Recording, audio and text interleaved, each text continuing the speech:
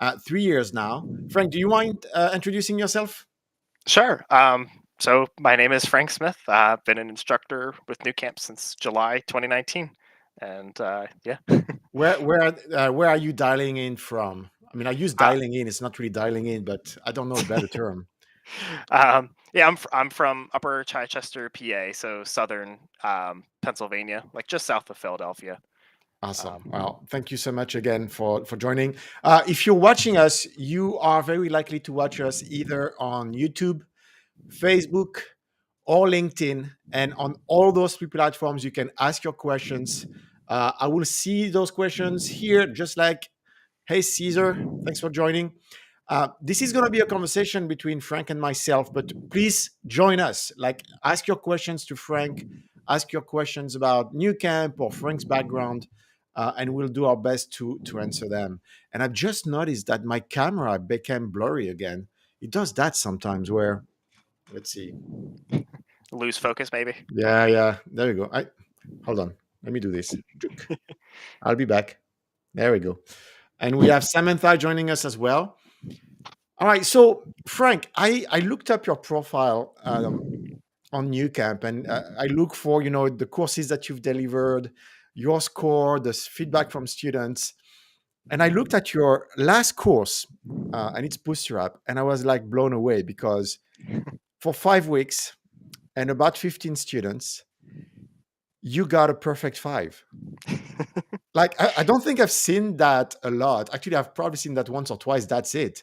Uh, but I mean, that's my first question. How do you do it? Like how over a period of 5 weeks, 15 students, how what does it take to get a perfect five at the end of this experience with your students? I mean, at the end of the day, it's kind of a hard question. It's just, I think first and foremost, I'm always honest with students. I want to make sure that if there's a question that I don't understand, that we're going to learn it together. Um, and I think just in general, just making sure that I'm getting feedback from people and answering questions and making sure that everybody's working together. Um, yeah, I just I make sure that everybody's working well, and I always want to make sure that I'm there for everybody, even if I don't have the answers to all questions. Yeah. Yeah. And we have Krisa with us. Hi, Krisa. And then we have I think we probably have one of your students who's commenting Hey, about Len. the perfect five. Yeah. It was well deserved. That's really awesome. So I was looking at it. I don't know. Do I have it still with me? Yeah, I do have it here. You've you've taught a total of 13 Bootstrap courses, four HTML courses, HTML, CSS, and JavaScript being the introduction bootcamp, and a total of 683 feedback from students, kind of giving you feedback, rating you as an instructor, and your average is out of this world, 4.83 out of 5 for 683 ratings, which is really significant. Um, Again, thank you for being here, everyone. Ask your questions to Frank and myself. We'll go over Frank's journey into tech. We have Tene here. Hey, Tene, great to see you. So let's start with at the beginning, Frank. Um, how did you get started in tech? But precisely, when did you know you wanted to, I mean, learn to code and get into tech? When did you know that that was kind of your destiny in a way? I think when it happened in like early high school, maybe sophomore year.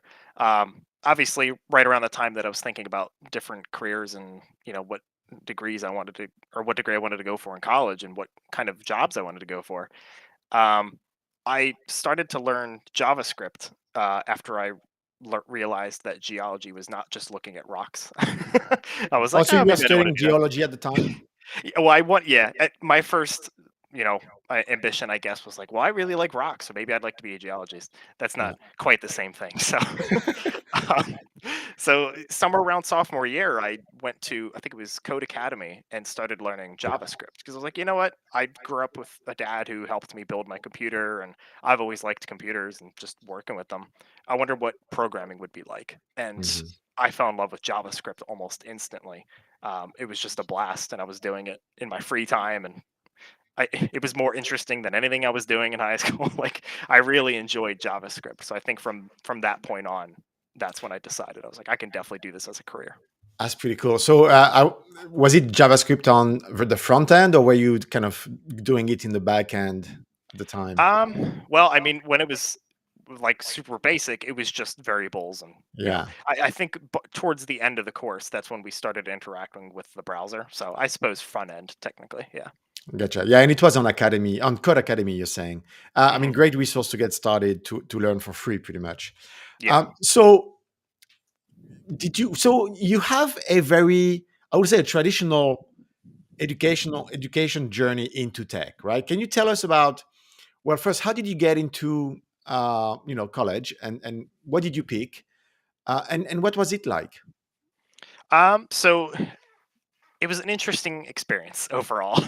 Obviously, like most things, a mix of good and bad. I started with 2 years of computer science at this local college that was really small. It's called PIT, Okay.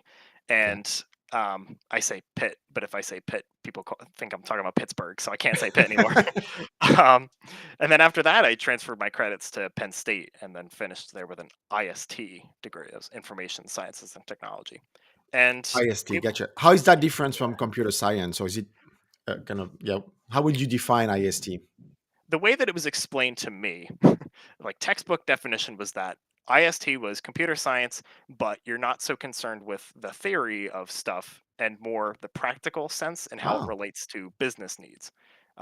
So towards the end of the degree, we were starting to learn about like prototyping and the SDLC and all those details that are outside of just programming. oh, I see what you're saying. Like consulting, technical consulting type of role. Yeah. That sounds actually quite familiar to my own education. I did something in France that was trying to blend technology and business to the point where I was learning to code in C, but then I was also learning principal accounting basics, Okay. and then and MBA type of stuff of programs in terms of business strategy. So kind of trying to blend those two together, which I guess kind of worked. I want to say hi to Chisholm. I hope I pronounced your name right. Hey, great to have you here. Thank you for joining. And since it's your first live chat with Nucamp, and for anyone connected, you can actually join Frank and myself on this stage. If you have your camera working, if you have a microphone working, you can follow that link, url.nucamp.co/dial-in, and actually join us and have ask your question that way as well. But otherwise, type your questions here in the chat. So IST, you did IST. What did you learn overall between the computer science degree that you got from college and then IST? So PIT was a really good 2 years because it was much less of a structured approach. Hmm. I guess because it was a smaller school, the professor was always very much practicality first. We really didn't touch textbooks at all. Oh So wow! in a sense, it was almost like my first 2 years were like a boot camp because we were Uh, just making projects as part of the course material. So that was really important to me, and that was really focused on web dev. So that's really where my web dev experience comes from. Um, was from those first 2 years, oh, I and then at see. Penn State with IST, it was much more focused on back end things like Java and a tiny bit of C sharp. um, and it was interesting, but I would have to say PIT was much more engaging when it came to practical assignments and Yeah, learning to because code. typically it's happening the other way, right? You first learn the fundamentals of computer science, data structure, algorithm in Java on the back end, where you never see, you never see a browser, you never see an Yeah. HTML page, and then you move on to practicality, building a web, building stuff. So you did it that you flipped it in a way. Yeah. Interesting. I Um, mean, we definitely learned fundamentals at PIT too, but I yeah. think it also gave me a leg up doing that JavaScript in high school because then first day of PIT when they're talking about here's how to make a variable, I already knew how to do that. So it kind of accelerated things when you're like one of 5 students in a class because it's a really small college. And I want to jump. to where you are now, but briefly, because I want to talk about your journey, but just so that people who are listening kind of have an idea of what you're doing now. So, can you tell us what is your which company do you work out? What is your job title today? And then we'll get people on that journey and how you got there. Sure. So I'm a software engineer at Lockheed Martin as of this past January. I did a 3-month internship with them the previous summer, and then I've been full time with them for almost a whole year. And I write software on the space business area of Lockheed Martin. So I write a lot of software that communicates between things like satellites and ground control, and just a lot of back end is what I do Okay, nowadays. cool. Well, thanks for sharing that. So we'll talk about how you got there. Um, and we have a question actually. Maybe before we go to your education experience from Christopher on LinkedIn. Hi, Ludo and Frank. Thank you so much for doing this. You're very welcome. It's really helpful in gaining critical insights into the industry. I'd like to ask both of your thoughts on Chat GPT or AI coding assistants and their current and future impact in the industry. And I think maybe you have something else that you wanted to say, but you got cut. Or I think I can see here. Just a little nervous as an aspiring developer. Um, it's well, we just had a quick chat before we went live with Frank, but let me give you my take, and then Frank, I'll ask you to give yours. It's extremely exciting. So ChatGPT and a lot of observer out there are saying it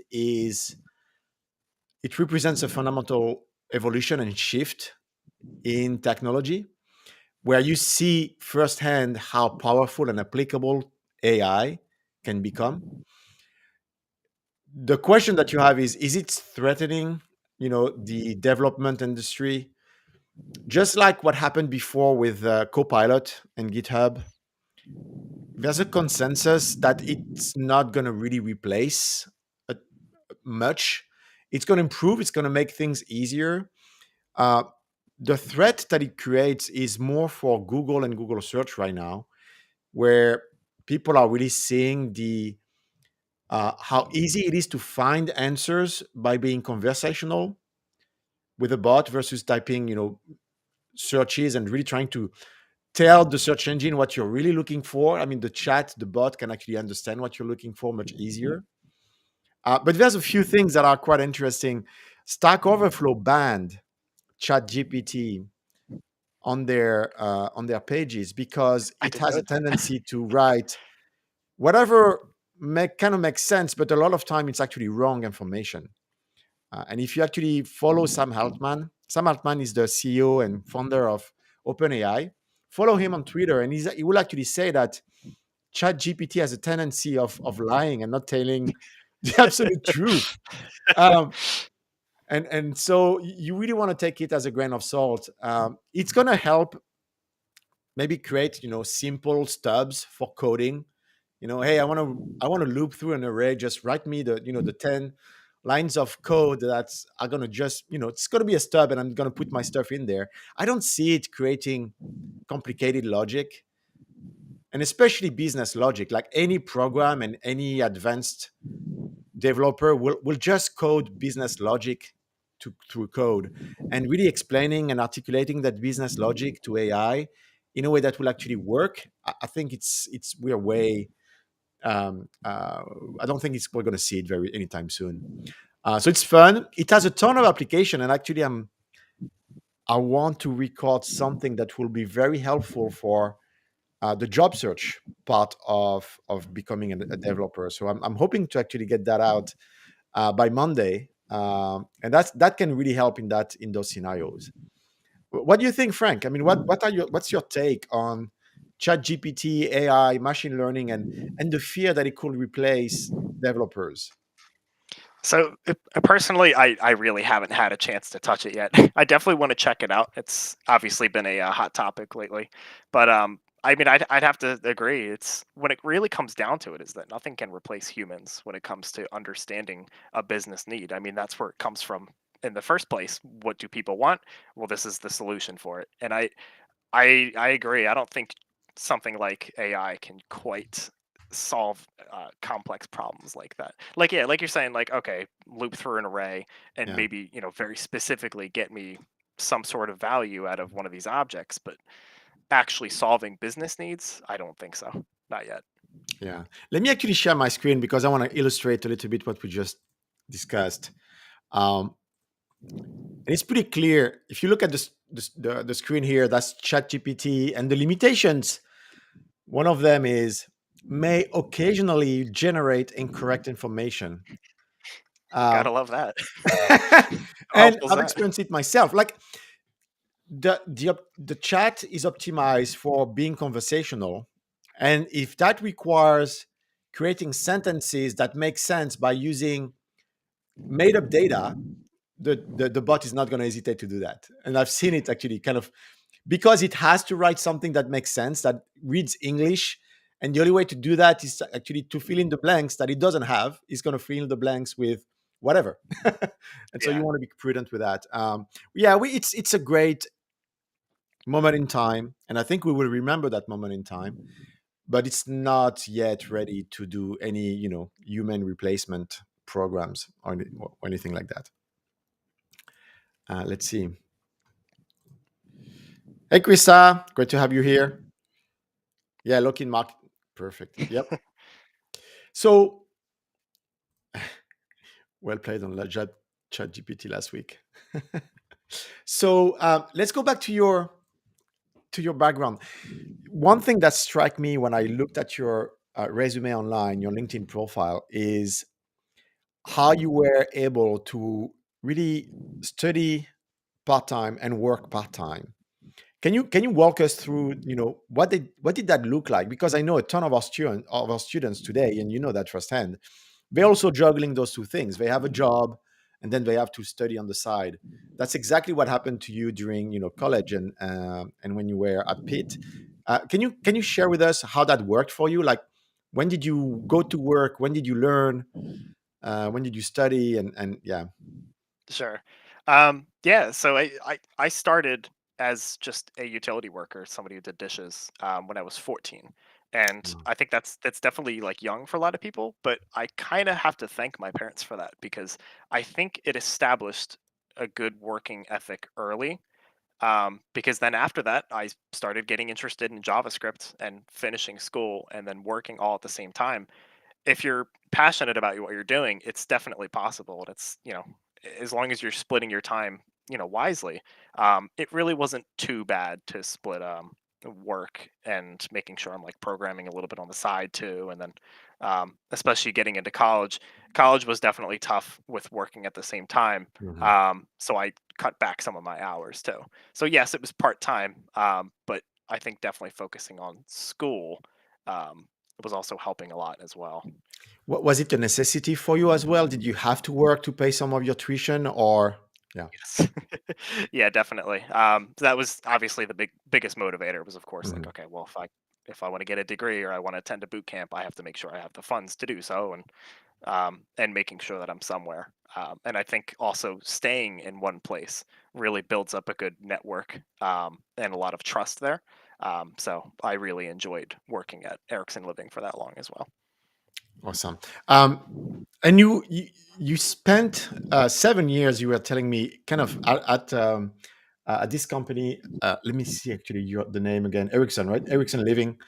In the kitchen. So you were around great cooks. Do you have a talent for cooking yourself? Is that something that you've developed while over there? Well, talent is a strong word, but I do like to cook. It's funny actually. My dad was the one cooking in the house Okay. when growing up, and he would always teach me and my sister. Have us help him whatever he was doing, even if it was just shucking corn out back. And so I think that definitely stuck with me. And then being a prep cook for half the time at Eric's Living, I definitely like to cook now. Yeah, it definitely stuck with me. Awesome. Hey, Christopher. So thank you for the Chat GPT question. I see that Don is with us as well. Don has done, I think, about a 2 hour stream recently on just Chat GPT, and he's sharing his thoughts on that stream as to what he thinks it's going to do to the industry. So I'm going to see if I can find that link and paste it here. Where will that be? Let me check. Let me actually bring. If you don't know Don's channel, this is Don the developer. He's done a ton of reviews of coding bootcamps, including Nucamp. And I think, damn, I'm not gonna find it done. I don't know. I know you did that Chat GPT. Hold on, where is it? Uh, I'm not finding it. Well, hey Don, if you want to give me the link on Discord so I can actually paste it here because I'm not finding it here. Maybe it's not. Maybe it's not available. Oh, you said it's in the live tab, maybe. Oh, it's in the live tab. That makes There you sense if it go. was a There you messenger. go. So if you're wondering about ChatGPT and what it will do to the industry, and if you're wondering about it in the context of should I actually try to learn to coach or try to become a software engineer, Don as a really interesting take here. Um, so you were working part time, learning part time. I'd love to ask you, how did you really handle those two things during like about, I don't know, 4 years, 5 years maybe? How many hours did you have to go to work? Did you did you have to do kind of a, during the day you're studying and then at night you're working? Or I mean, how did you handle that? Like day by day, maybe weekends, how did you make it work? Sure. So back in high school, then I was working like truly part time. So I'm not even sure how many hours, but part time. And then at that point, I was going through JavaScript, with various resources and just trying to get like a baseline knowledge. And then finishing high school. Once I got into college, I did do part time for a little bit, but I admit I did cut down. So I was only Okay. working Sundays for like a Okay, full so you 8 hour were shift. using the weekends, Sundays to work over there, and then the rest of the time. Yeah. Gotcha. Saturdays teaching with Nucamp, of course, and then Sundays working there, and then during the week was focused Oh, heavily so you were onto. teaching with us while you were studying and while you were working. Yep. Oh my God, congrats to you. Actually, so last summer was not this one that just passed, but yeah, last summer I was technically working here, Ericsson Living, and Lockheed Martin during the internship. So that was a Wow. little crazy because Lockheed during the week, Saturdays for Nucamp, and then Sundays for Ericsson Living. So let's talk about that transition between, you graduating with your degree and getting a job. One thing I'm interested in is we tell bootcamp graduates that what's super critical is your portfolio project, right? It's really being able to demonstrate what you can do, showing the work, and being able to talk about it. When you go through a traditional route like you did, computer science degree, and then Pitt, what did you have at the end of that? Like, did you get a project portfolio, or was it like share with us a little bit? How do you compare the outcome of a college of a computing of a sorry coding bootcamp with the traditional outcome of going to college and things like that? I would say the biggest thing to have, whether you're doing boot camp or degree, is definitely personal projects. Yeah. Things outside of the curriculum that you yourself have built are what make your resume look much better. And then yes, you can talk about them as well and say, oh, okay, well, for that project, I did this, this, and that. For a college degree, I definitely had to spend more time outside of my curriculum actually Mm. developing those projects. Because at least with the boot camp, like I love new camp, I love that we enforce like work on a portfolio project, at least one, if not more than one, and get those personal projects out there. Because the one thing that was unfortunate about a degree is a lot of it was just assignments and Mhm. submissions and you know not really stuff you would put on a degree. So it So, definitely so you helps to worked have on those you worked projects. on the personal on your personal project, kind of on the side of the curriculum over there. Do you A remember what it few. was? What type of project did you have? Oh, they were like a couple really small ones. Yeah. I was pretty busy at that point, so there was like at one point I did this funny little web app that was a demonstration of the Collatz conjecture. I don't know if you've Mhm. ever heard of that. No. It's I forget exactly what it is. It's some like rule in mathematics that if you start with a number, there's a very simple formula that will always take that number down to one every time. Oh And wow. so I would I would just have a text field that was like, oh, put in a number, and then it would it would just generate all the steps that it had to take to get down to that one number. Very Java backend oriented type of project, right? Where it's all about the calculations in Yeah. the background. That makes sense. So tell us about you graduating. Well, actually, before that, I want to ask you, what brought you to Nucamp? How did you find us? Why did you seek, a teaching gig, or was it kind of random? Like, did you see that and say, "Hey, maybe I can teach"? I mean, how did that come about for you to join Nucamp? It's it I, it's hard to describe. There was at a certain point where I think I realized that I really liked helping people code. Since I liked like JavaScript and I liked programming so much, it felt really satisfying to like help people, especially during my PIT courses, because I wasn't quite with Nucamp yet while I was at PIT, and I realized very quickly I really liked helping my students when they were struggling with something. Not my students, sorry, my the Your students in peers, the yeah, your class. classmates, yeah. Yeah, yeah, my classmates, and I couldn't think of the word. And so I think out of that, one of my cook friends from Ericsson Living said that he had gotten a teaching job with programming specifically. And I think that I'd asked him, I was like, "Oh, do you mind like sending me that information?" And I s- I thought he was going to give me the information for that one, but then he gave me the one for this instead. So Oh, really? I don't know what happened, but I guess maybe they weren't hiring anymore. So he was like, "Well, I've heard of Nucamp and I heard they're great." And I was like, "Okay." Oh, And that's cool. here we And are. and if I remember correctly, you applied at a time where we were still in person in Pennsylvania, Yes, and we which still I have have to you say on I pictures. I miss. think it was. Are you on our website? You may actually be on our website, or I think your group is on our website.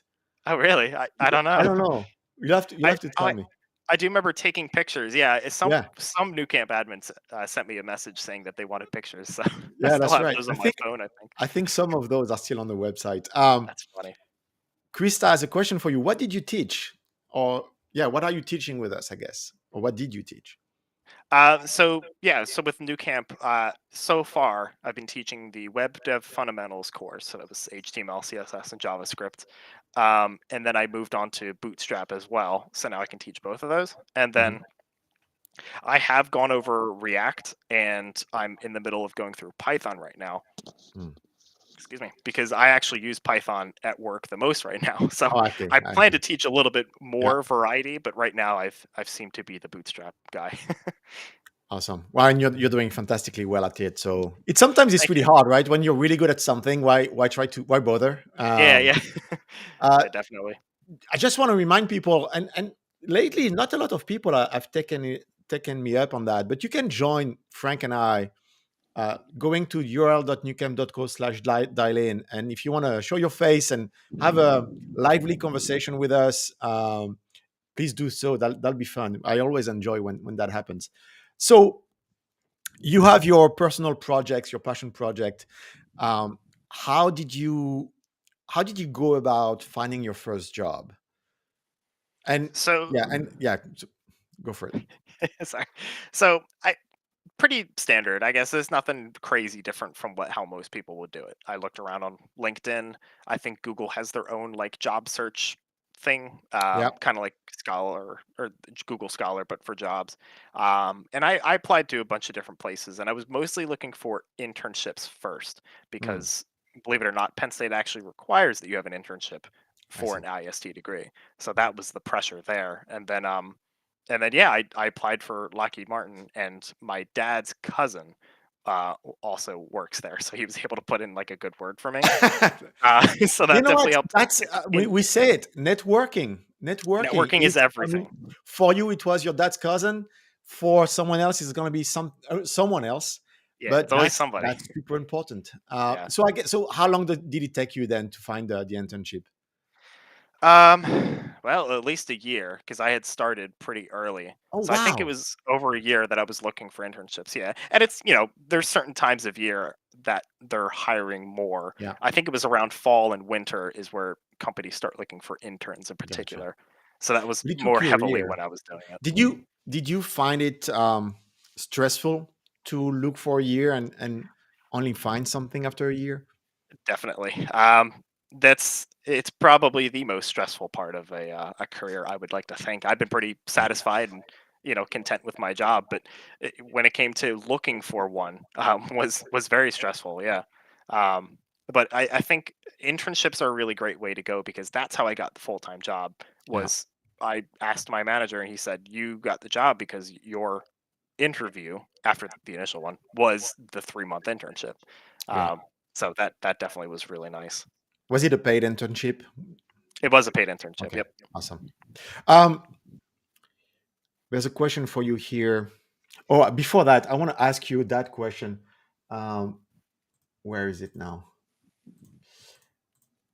What is the I've lost your LinkedIn profile, so I need to find it again. But I noticed the city where Lockheed is located. Um, like I didn't even know that city existed, and I think it's pretty cool. Like, oh yeah, it's King of Prussia. Oh yeah. Is that a real thing? Yeah, yeah. It's that's the area. It's right next to Norristown, I think. That's pretty Yeah, cool. I have no idea why it's called that, but I Is think there a actually kingdom? And like, who's the king actually?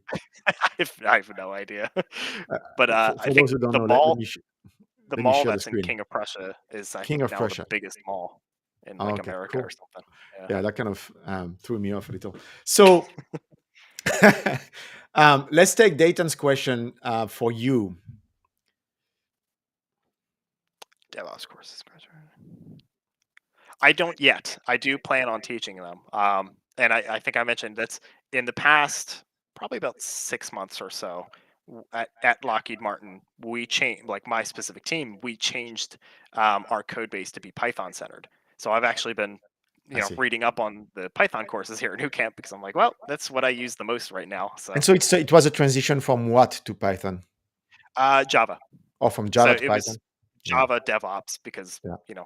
I CI/CD pipelines and Mhm. Helm, Kubernetes, all this great stuff, and then we just went from Java to Python. So I now have experience So with both. it's actually a great segue as well, Dayton. And thank you for allowing me to do that because even though Frank is not teaching DevOps yet, we do offer DevOps courses as part of a Python curriculum.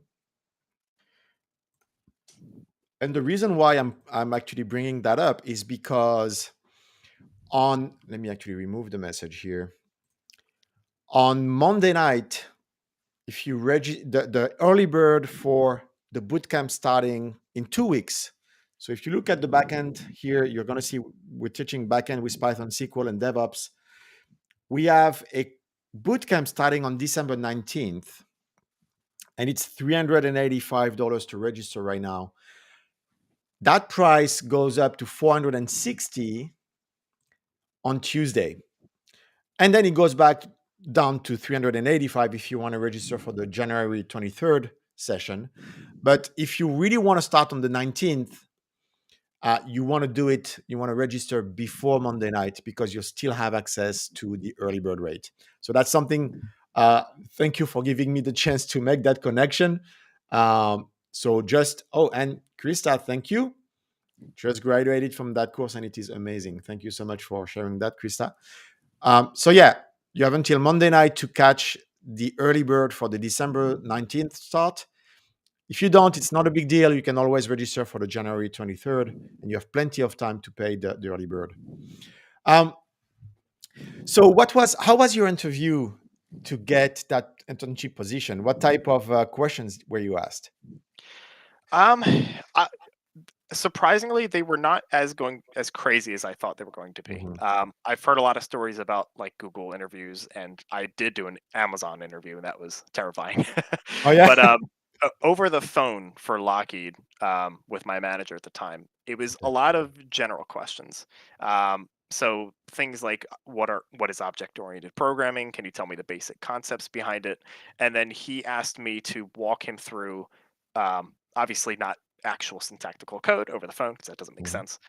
But the general steps through like reading an array backwards and then doing something with the data. I can't remember the precise question, but Mhm. um, when you're doing like a phone interview, they can be sometimes more general questions about Yeah. like programming concepts. And then I think they can kind of glean whether or not you understand those concepts from how you explain them. Yeah, totally.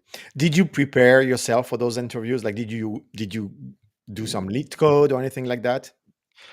Yes, definitely. I would go over general concepts. So, object-oriented programming means a lot in, those three little letters. So I would kind of not train myself, but go over like how I would explain Hmm. inheritance and all those concepts. Um, but then, yeah, it's in terms of like actual coding. I didn't do too much beforehand. Gotcha. Did you? So you had that interview at Amazon. Did you get an offer from them? So I did not. So I I think this was one of the earlier um, interviews that I did, and what Amazon does, at least at the time, is they sent me 7 algorithms to fix in 20 minutes, and Oh, I couldn't get it. They send you like this special link where they know like what other tabs you open, and um, it. I for some reason I couldn't do it under the pressure. It was very strange because the algorithms, the variables like weren't named very well either. So yeah. sometimes interviews can be really tough, and I think needlessly. Oh, so they put you under pressure. You have 20 minutes to do something. That's 20 minutes weird. to look at 7 algorithms that you haven't seen before and bug fix them. Um, Which language? Any language? Or your you get language? to Your you get to choose. So I think yeah. I did Java because at the time Okay. that's what I was Yeah. learning heavily. Oh wow. Yeah. Would you go for that interview again? Now I would probably take another crack at it. I Yeah. mean, I'm happy at Lockheed, but for the Yeah. fun of it, I would probably take another crack at it. Probably do much better now. Yeah. So let's talk about, and in general terms, because obviously it's Lockheed. But what do you do over there? What's your job? What type of problems do you work on? So, a lot of interesting ones. I've learned a lot over the past year.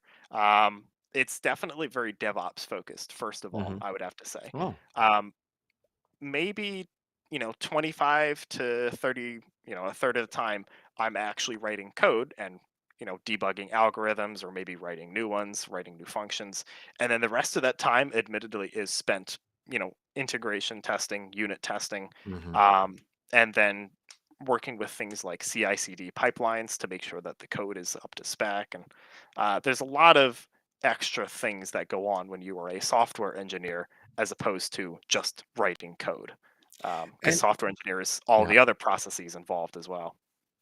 how is, and I don't know how much you would have experience outside of Lockheed, but how different do you think being a developer and developing at Lockheed?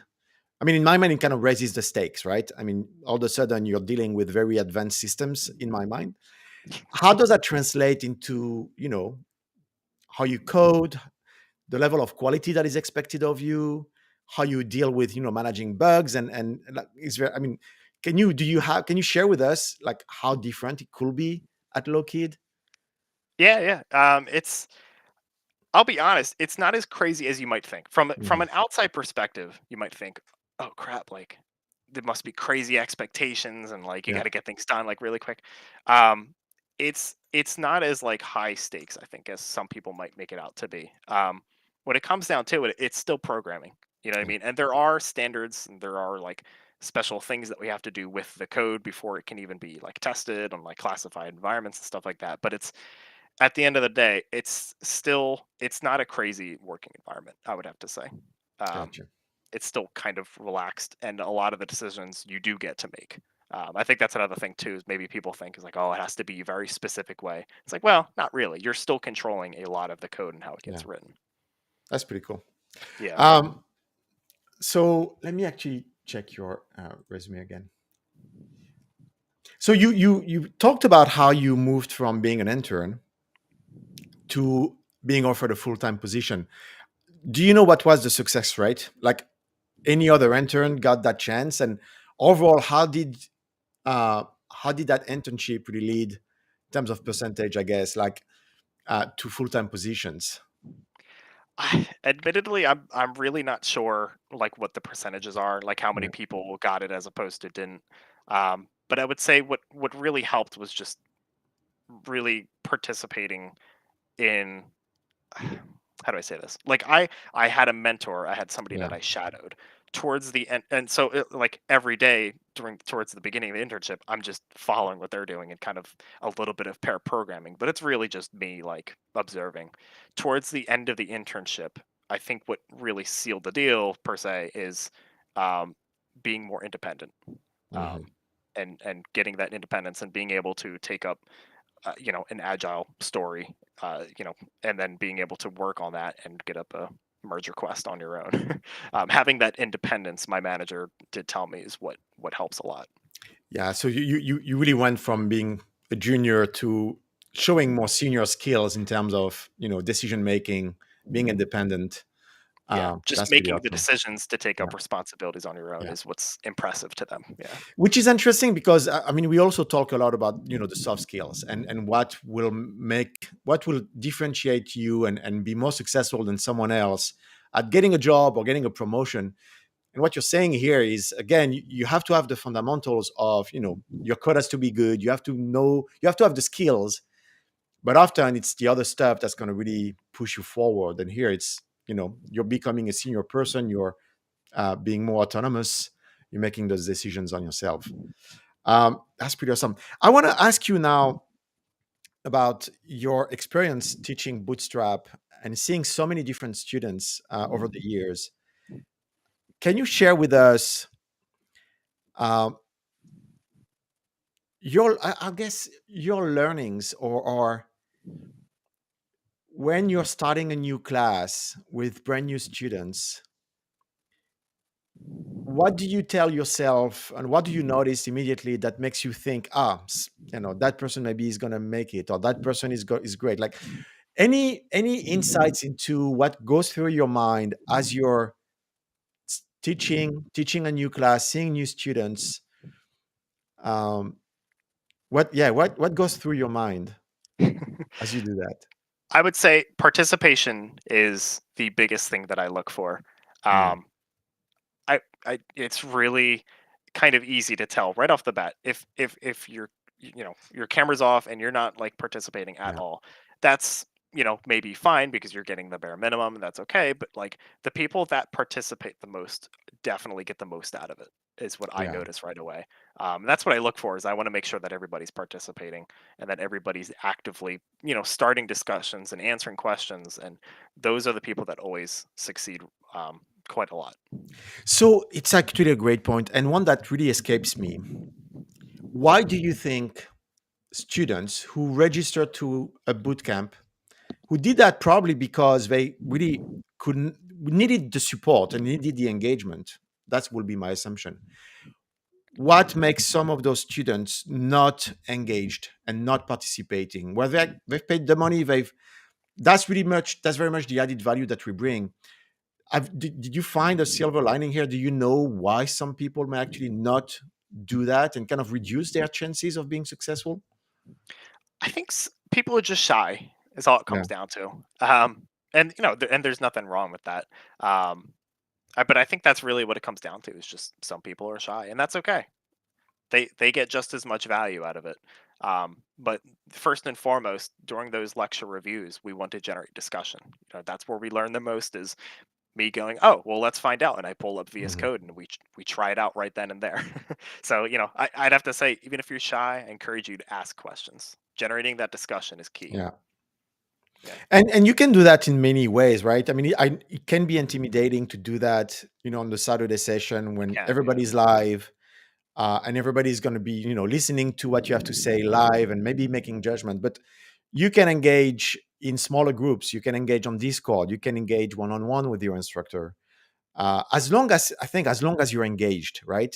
I think the worst that you can make of your experience with us is to not engage at all, like not have the camera on, not have the mic, not ask questions, not talk to your classmates, not engage on Discord, yeah. and just learn on your own, push the assignment, waiting for the grade to come back. I think this is the moment. If you are shy, if you're unsure about doing that, to really push yourself. And yes, there's nothing wrong about being shy, but I'll say it's gonna be at the detriment of your success.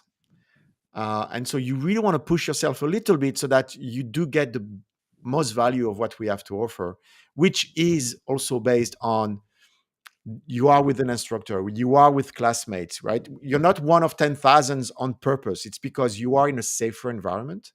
Yeah. Um, and I'm saying that now because we talk about it internally and we see feedback from students that say, "Hey, I was in a class and nobody talked." I'm like, why? How? Yeah, right, right. It always Uh, surprises me too. I'm like, if that's you right. guys want to be here, Yeah, I'm here for exactly. you. Right. Yeah. So, anyways, it's one of those mysteries to me. What and you're teaching Bootstrap, which is the beginning. What do you see the most in students who are starting to discover the world of programming? Uh, how do they get beyond Bootstrap, and how do they start to get comfortable with development?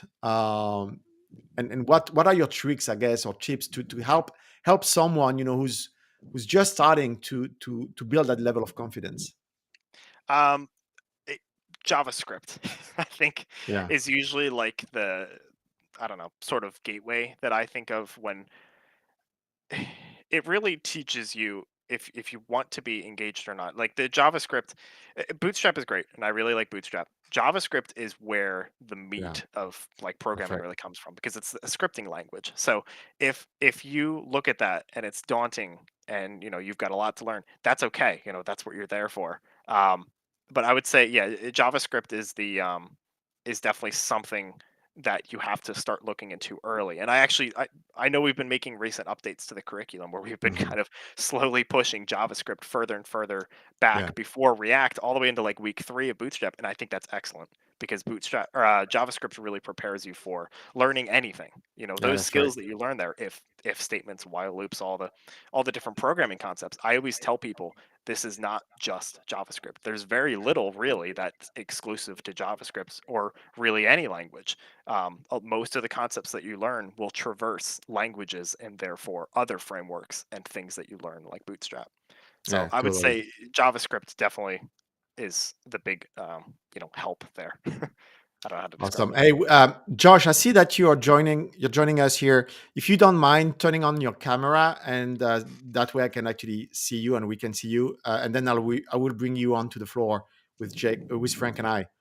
Um, I think that conversation we just had kind of resonates with folks. They might be scared of getting stuff wrong and being embarrassed. Definitely. How do Yeah, we get past that? Because I don't. I'm hoping nobody's judgmental, right? Definitely not the instructor. I'm hoping we can create a safe place for people to not be afraid of participating. definitely. I just see Krista's new message there. There is no stupid questions. I always try to remind people, it's like, please, please ask questions. Is Yeah, no such thing as a stupid question. I know every teacher says it, but it's the same thing here. You have to ask questions. And you just it's I know it's easy to be embarrassed by something that feels yeah, like a stupid question, but more often than not, if you're thinking about it, other people are too. So if you want to know, ask it. That's why I'm here. You know. yeah. It's that fear. It's kind of. I mean, this really the imposter syndrome, day zero, where you're just starting to learn and you know how much you don't know, and you feel like you feel like you don't even have a place to actually vocalize or talk about the things that you don't understand. I want to tell everyone who's listening, please speak up. And if you feel like this is not a safe environment, or all of a sudden you feel like you're being called out, let us know, because the goal of what we're trying to do is really to create that warm, safe environment for you to learn and ask any question. And to Chris's point, no question is stupid, especially when you're just beginning. I mean, all instructors, like Frank, and Frank, being at the top of the pyramid in being great at it, is all about helping beginners, people who actually are just starting out, to figure it out and answer those beginners questions, not stupid questions, just beginners question, all the time. So don't hesitate. um, yeah, and remember, you are here to learn. Exactly, take advantage of the instructor's brain. I know personally, I when I was learning JavaScript on my own, Yeah. it was great. You know, the fundamentals I think are not too bad to learn on your own, Hmm. self-taught. That's the word I'm looking for. You know, with plenty of resource, W3 schools, Code Academy, all that great stuff. At least for me, and this is why I like Nucamp, of course, is that I need structure of somebody there so I can ask those dumb Yeah. questions. You know what I mean? It's especially if you go to somewhere like Stack Overflow, a lot of those people aren't very nice. So you will get a lot of annoyed answers and, you know, whatever, we're all learning, but I definitely like having somebody that I can bug with questions. And that's partially why I became a teacher because I was like, "Oh, I want to help people that also want to have somebody to bug." That's right. I think we should say maybe somewhere on our website, by registering here, you are going to earn the right, the absolute and irrevocable right of asking stupid questions whenever you want, Right. and we will answer you. Exactly. So that Exactly. we should maybe make it super clear.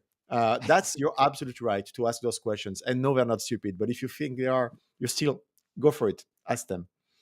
Um, this is true as well. I mean, hey, lady Nadine. I mean, you're absolutely right. There's the stereotype of the geek, of the senior engineer, who's going to look at you like, "What are you talking about?" If you ask something that doesn't make too much sense for him.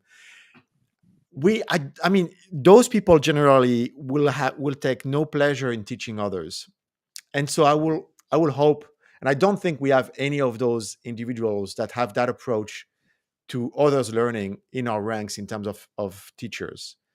And so you're right, you could be worried about that in the industry and in the workplace, but I hope that you'll feel that there's no such individual or especially teacher within our ranks. So I'm that's a definitely great nerdy, point. but I like to think I'm not arrogant. Yeah.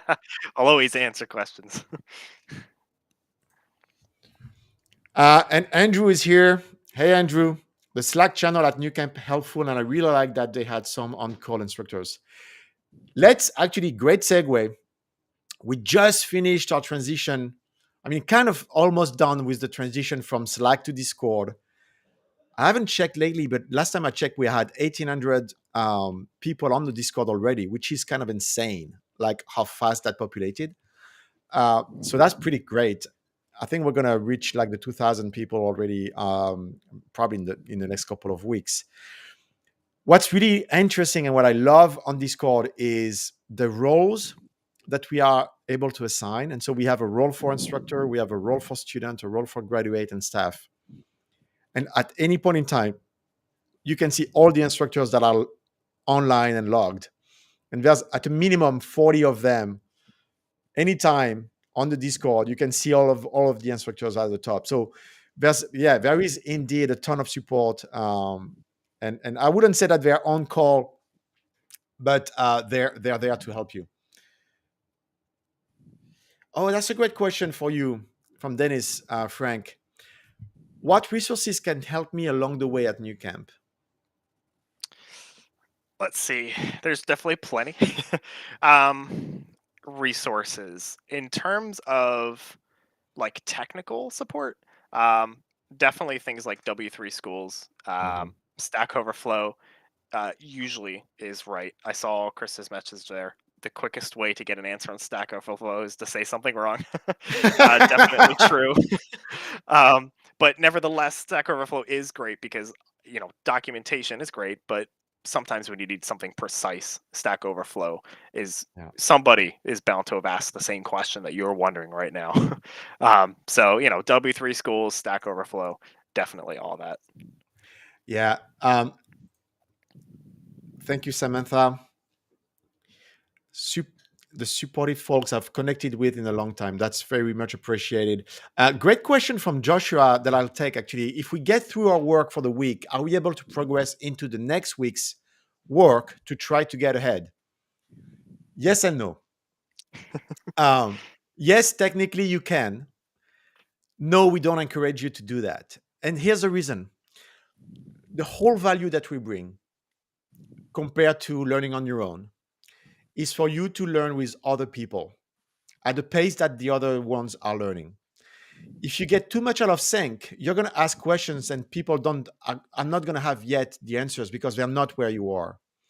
And so you can, during the week, finish everything on Tuesday, or sometimes, and again, we don't encourage that, finish everything on Friday night, right before the Saturday workshop.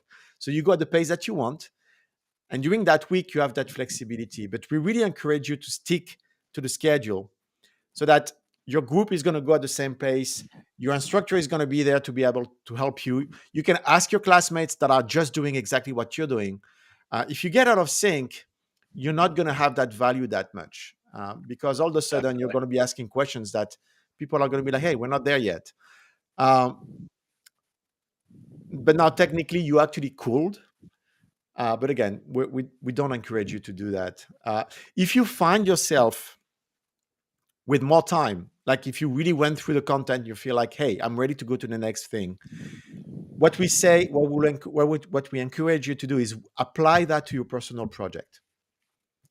I was If gonna you have say that more too. Yeah. time, and here's the thing, you're going to have a better learning outcome on what you just learned that week by applying it to your personal project than if you had to actually learn the next week worth of content.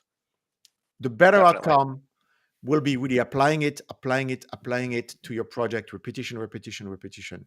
So there's also that point of, it's actually, it's not, the return on investment, I will say, is not as great if you just rush to the next thing versus continuing on the what you're just learning here. It definitely helps to, I think, dive deeper into the concepts that you would learn that week as well too. So if you learn about arrays, on Wednesday, and you're all sitting on Thursday and you have more time, um, I think it definitely helps to just play around with it. That's one Mhm. thing I always encourage students to do is, go to Chrome, hit F12, open up the console, and start playing with variables and Yeah, seeing if you're thinking something in your head, try it out. That's the best way to learn is try it out. totally. Hey, before it went really fast, but before we finish this stream, I want to ask you about what really is top of mind for many that are just starting to learn or that are going to graduate. It's the economy. It's the headlines of tech companies laying off people. Uh, what's your state of mind? You've been at Lockheed for about 2 years now, I believe. Yeah, something like that. Um, how do you think about it? First, do you feel like there's a risk for you, for example? And but how do you see the industry around you? And maybe to narrow it down, in your position, do you still get recruiters, reaching out and asking if you want a new job? Do you see that, going down? What's the state of what's your state of mind with regard to those fears? Sure. Um, I still definitely get plenty of emails. Yeah. I understand that it's been different as of late, and I don't follow too much like Hmm. politics behind it and whatever else is going on. But I I always firmly believe that there's always going to be a need. The more that we are putting ourselves on the internet and having all these different applications and things that communicate, the Internet of Things is still like a fairly new thing. Software development is always going to be relevant, Yeah. and I don't see that changing anytime soon. So it's very safe to get into this field because you're always going to be needed. Even if if things always waver, maybe they're hiring slightly slower or less people, but it always go back up. It's There's always a I relevant saw a field. great quote. I think it was on Twitter or somewhere else, where that fear was expressed, and people were saying, "Hey, is it still worth for me learning to code?" And people were like, "Hey, when the economy goes down, do you think people stop learning business administration?" Right, Um, we're learning how to cook, or, right, or learning how to. things like So that. the point is, I think the point is there is that need is not going to go away, and yes, there's going to be recession and economic growth, but that industry and the need for for developer computer science graduate is going to still be always be there. So thank you for saying that. Definitely. Um, and you just said that you're still getting emails. I mean, can you talk about it a little bit? Like, you spent a year trying to find your first job.